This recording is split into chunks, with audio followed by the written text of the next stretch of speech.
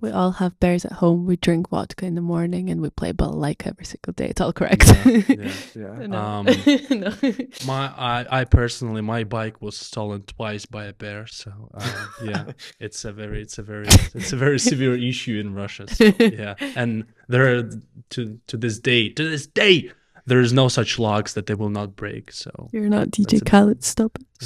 So the vodka stereotype, is true or not true? It is true. I started drinking last December. That was my first time I tried alcohol for the first time. Wow. Yeah. Very pious man.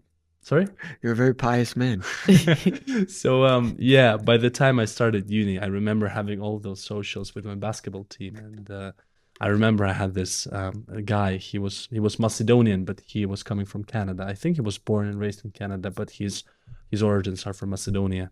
So Macedonians, they are like Southern Slavic. It's a Southern Slavic nation, which was a little bit influenced by Ottoman Empire. So he was very He was very enthusiastically involved in all of the drinking games. And when he asked me why do I not drink, why the drink I was sipping was water, I just told him that I don't drink. I've never tried it, and he was very much surprised, asking me, "Are you not Russian then, or what?" So, and I had lots of such encounters with, especially coming to the university, because university, especially freshers here, it's for some reason all that it is associated with are just some, going out, clubs, bars, pubs, lots of drinking, and yeah, even when we had the initiations with my basketball team, we had certain let's say drinking games as well. I wasn't involved in them because I just didn't want to. I didn't want to drink at all. And yeah, so lots of people were kind of like still joking about whether I'm a true Russian or not, which and this joke was just based on the stereotype. There was also another funny conversation I had during, because I also played for the Uni of Edinburgh ice hockey team, so we had one of the socials on my third year of uni. There was this girl. She was, because we have both the the uni team, we have also the female team. So we had, because we always trained, we used to train together, practice together. So we had also a mutual social. So there was first time we met, so she found out that I was Russian. So she started asking me about, like, is it true that most of the Russians who live outside of Russia, they're spies, or their parents are former KGB agents and stuff? And no, we're not, but we're watching you anyways. So this, of course, and I thought at the first time, I thought she was joking, but she was quite serious about those questions. So I presume that some of those type of stereotypes are still persistent to some extent. Mm-hmm. Do you think it's true or not true? No, I cannot tell. No, it's, of course, the stereotypes they are based on something, right? So it is not something that comes out of the blue. So, and of course, the alcoholism is one of the biggest problems in the Russian society, of course. And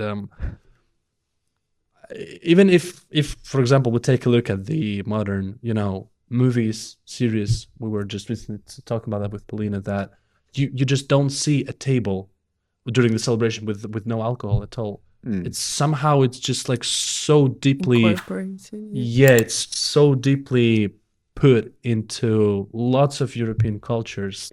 A couple more. Russians don't like to smile, or don't smile. I think that comes from, we don't have like small talk. We don't have reasons to smile. No, we don't have like what is called small talk, which is popular, I think, well, definitely in Britain and probably US and some maybe West European countries. You don't talk to someone just to talk. Well, that's a bad way for it. But like, I don't know, you meet your colleague, and unless you're either friends or you have something to talk about work, you're not just gonna talk about weather or stuff. Well, I think, how are you feeling? How you're feeling. For example, the question, "How are you?" How are you? Here, it's in English culture or Anglo-Saxonian cultures. It's a form of. It's like speech. saying hi. It's a rhetorical question. Yeah. You don't necessarily need to answer it. And I've been following it for 8 years. Yeah. 8 years, they ask me how I am. I start to answer, and the person walks away, and I'm like, "Do you not want to know?" Yeah. But basically, the thing is, you don't have that in Russia. So it's like they're not just gonna walk past you and smile or say how are, just make any sort of sound or Yeah. something like that, unless Yeah. you're actually planning to have a conversation. So I guess it's not a stereotype. It's true. They're not just gonna smile or talk for no reason, but this does not mean that the person is not friendly. It's just how communication is different. It's You on need a different levels. purpose to. Yeah, to talk. From my yeah. personal experience, yeah, when you just walk on the streets and you see someone smiling, then there is it's unusual. It's very Yeah. unusual. I remember I had a very funny, well, just directly related to this, why Russians don't smile. So I was, it was a couple of years ago. I was in Russia. So we were in the bus with a friend of mine. So we were going to this hospital. He needed to get some papers for the army because he was about to go to the army next summer. So I just, because I just arrived, came back to Moscow, I offered him like, do you want me to join you? Can I join you? He was like, yeah, let's go. So we were in this bus. I was in a brilliant mood, you know. DJ Khaled's album just recently released. I was just, you know, I was in heaven. Yeah. And so we were joking, laughing, having a good time. And then at some point, this lady, so she just turns around, looks at me and asks me, why are you laughing at? Why are you laughing? Like, what are you smiling about? Why are you laughing so loud? And then she just turned back. She told you to stop? Yeah. Like, well, she was very, based on, like, by the way she asked this question, she was very surprised, like, as if it was unusual. So, of course, yeah, I cannot say that my overall feeling was ruined and my mood was ruined, because within a minute, I asked my friend for a chewing gum. He said, I have none, and then just some. Then I could feel that a hand was laid on my shoulder. I turned around, there's this like big man, you know, wearing some type of like hunting jacket, hunting pants. He just offers me like, there you go, son. Yeah. That was it's a very interesting contrast of Contrast. Yeah. Can you say that in English? Contrast. Yeah. But as I was saying, yeah, smiling, laughing, it's a not very usual thing. Yeah. I think it also comes with the fact that like most people, especially in post-Soviet countries, are tense, very tense. It's been, you know, hard, especially older generation. They hadn't had the easiest sort of destiny in their life. They had very hard lives, working very hard throughout the whole life. They're just used to being tense, used to waiting for Oh yeah, they were looking for the double, like a double meaning in everything, you know, as used if to everyone being tries to scam Really? them. Yeah, Yeah, that's so interesting. Yeah. So I think it also comes from that. You're just like, what are you smiling about? Don't smile. Like, don't, yeah. Well, like when it comes to some serious types of conversations, when a person smiles, it means that he lies, or you're just you become less He becomes less trustworthy. There's like a saying in like English, like you're waiting for the other shoe to fall. Yeah, Means essentially. you're waiting for like the bad side to come. Yeah. You're always and that's like especially older generations. You're always waiting for something like bad or unexpected to happen. So you're always tense. So probably that's why. So I was gonna kind of go into the next superstition, which is like Russians are very superstitious. Yes. Yeah, most of them are. Yeah. Yeah. I don't know. I can't say where it comes from. Probably like folklore. Is that how you call it? Well, folklore. Yeah. Of course. It has like, wow, the roots of it are many centuries. Very, very too long to even find where it comes from. It's just, I think it just comes from, you know, from the times when it wasn't even Russia. It wasn't even existing yet.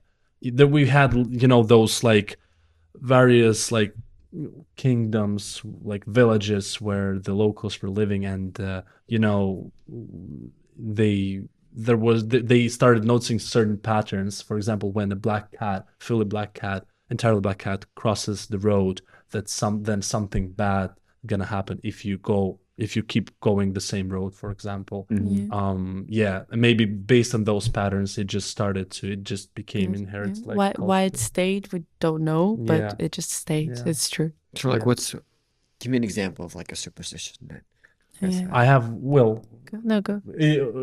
I have this one my grandmother told me about, and I understand that it's a superstitious thing, but it just became a habit to me. So whenever I say I leave my apartment or whatever place I'm leaving, I forget something, so I have to return back, I need to look in the mirror and smile. Otherwise, there'll be a bad luck or You something need to like smile. that. I don't smile. Well, I just look in the I mirror. smile a lot. See, even for example, my mom had a superstition that you can't put, I hope I didn't do it. No, you can't put your bag on the floor because then you're not going to have money. Is that why your back?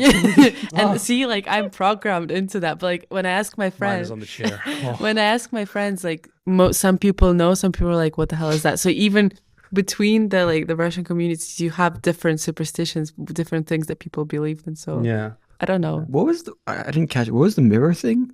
So when you forget something, say you're leaving your apartment, you forget your headphones, you need to return, you need to come back. So before leaving the apartment again, you need to look into the mirror and smile to yourself. Yeah. Make this eye contact, smile, do this. No, And that's then just Interesting. Yeah. All right, the next one, just 2 more. The next one is Russian humor is very dark. Mm. I think it became very dark just recently. I think No, yeah. Well, it depends. It depends, like the topics you're joking about. it's dark, but it's like it's I don't know how to say astronomy. Like Wow, it's like twisted, but in a way like intellectually twisted. Like it's so like you need to read into it, and it's just a joke is not like I think it's true, especially because I can base it on older generations, like my parents and grandfathers. They have that sense of, sometimes, not always, you don't just joke dark humor, but sometimes you'll be sitting at a table, everyone's talking, and then that one person says the dark humor joke, and at first you don't even understand it, like what does that mean? And then you read into it and you're like, oh my God, and you laugh, but then you also feel horrible. But I think it's true because I notice it among older generations as well. Yeah, maybe some of the topics were not very popular to joke about. They just became not popular, but people started to joke about them more and more just quite recently. Yeah, probably more is recent. Yeah. Yeah. But I think it's very sarcastic. Very sarcastic, like sarcasm. I think that's the basement of the basement, the foundation of the Russian sense of humor, shall I say? Yeah. Irony as well, I think. Yeah. The last one, tracksuits. Oh, they're just super comfy, man. They're super stylish and comfy. I mean, that's all. Adidas tracksuits. Is it true? Adidas. Well, the thing is with Adidas is because during the when the Soviet Union was and during the Cold War, I mean, the American companies, they were not just supplying anything to Russia. And just because Adidas was, I think the founder of Adidas, he was born in the Eastern Germany, if I'm not mistaken. He's definitely German. He is German. I'm not sure. Correct me if I'm wrong. You can write this in the comment, but remember to subscribe first and press. Oh yes, I forgot to say subscribe, please. Please. If I'm not mistaken, he was born in the Eastern Germany, and because during the Second World War, Germany was split like half, same as Berlin. So there was like Eastern Germany, Western Germany. Berlin was split into two parts. One of them was like pro-American, the other one was pro-Soviet Union.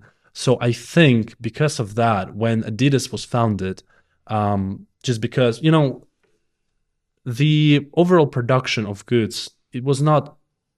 We have this another stereotype that everything that comes from abroad is better than our own domestic products. But that's a stereotype within Russia, not for foreigners. Within Russia, for us. Yeah. For the Russians, it comes from Soviet Union because after the World War, lots of the factories, they were predominantly oriented towards producing armory and something related to military, but not like let's say domestic technologies and something. We had to catch up with that. So because of that, the overall quality was way worse than the foreigner one, especially if we speak about, let's say, German technology or Japanese domestic technology. So anyways, when it came to the athleticism, because sports was one of the main, let's say, tools of propaganda, like there was huge competition of it. And of course, the Soviet Union national teams, they needed really good quality equipment when it came to shoes, tracksuits, and everything, clothing.